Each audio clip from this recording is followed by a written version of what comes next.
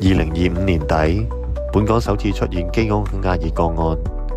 衛生署護士團隊即刻出動，為患者住所附近嘅居民進行問卷調查，同埋跟進佢哋嘅健康情況，以防止基因壓熱喺本地扎根。當我去到屋邨其中一戶嘅時候，門後面走出一位獨居婆婆，佢望住我，神情憂慮，聲線沉重咁講：阿 Sir， 我好掛住個孫啊，我怕我染咗病就見唔到佢噶啦。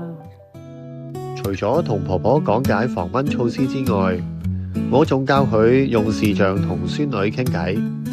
婆婆好用心咁聽我講解，漸漸地佢臉上重現笑容。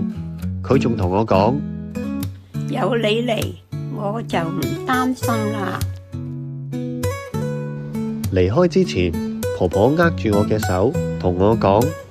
阿 Sir， 多謝你啊，多謝你俾咗我安心同希望。嗰一刻，我真心感受到每一次家訪，唔單止係履行職責，更加係我哋同社區建立聯繫嘅重要時刻。